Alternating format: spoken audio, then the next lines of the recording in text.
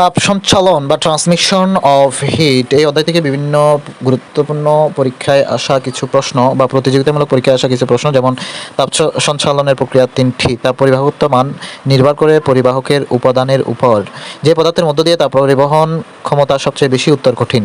সবচেয়ে ভালো তাপ পরিবাহক হচ্ছে তামা। রোদে দাঁড়ানোর ফলে শরীর গরম হয় যে জন্য? বিকিরণ।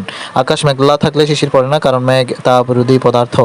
সূর্য থেকে পৃথিবীতে তাপ আসে বিকিরণ পদ্ধতিতে। তাপ সঞ্চালনের দ্রুততম প্রক্রিয়া হলো বিকিরণ।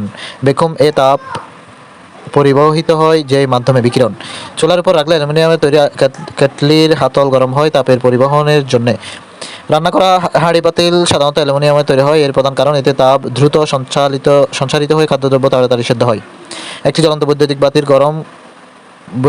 বাতি গরম থাকে কারণ ভেতরের ফিলামেন্ট থেকে বাতির গায়ে তাপ যায় বিকিরণ পদ্ধতিতে। আমরা যখন প্রজ্বলিত আগুনের সামনে বসি তখন আমরা গরম অনুভব করি তাপের যে কারণে? বিকিরণ। টিনের ঘরে বেশি গরম লাগে কারণ টিন বেশি মাত্রায় তাপ বিকিরণ করে। শীতে তাপ বা শীতে শরীর কাঁপে কারণ শরীরের তাপের চেয়ে বাইরে তাপ কম বলে। মেঘলা রাতে শিশির উৎপন্ন হয় না।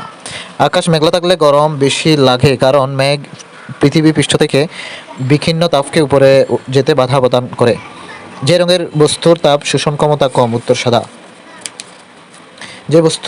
যে রঙের বস্তুর তাপ শোষণ ক্ষমতা বেশি? কালো। যে রঙের কাপে চা তাড়াতাড়ি ঠান্ডা হয়? কালো। যে রঙের কাপে চা বেশিক্ষণ গরম থাকে? উত্তর সাদা। গ্রীষ্মকাল যে রঙের জামা অধিক আরামদায়ক? সাদা। গ্রীষ্মকালে সাদা কাপড় পরা হয় কারণ সাদা কাপড় তাপ শোষণ করে না। শহরের রাস্তায় ট্রাফিক পুলিশ সাধারণত সাদা ছাতা ও সাদা জামা ব্যবহার করে কারণ তাপ বিকিরণ থেকে বাঁচার জন্যে। ছাতার কাপড়ের রং সাধারণত কালো হয়, কালো কাপড় তাপ শোষণ করে বলে। মোটর গাড়ির ইঞ্জিনকে ঠান্ডা রাখার জন্য পানি ব্যবহার করা হয় কারণ অনেক তাপ শোষণ করলেও পানির উষ্ণতা অল্প বৃদ্ধি পায়।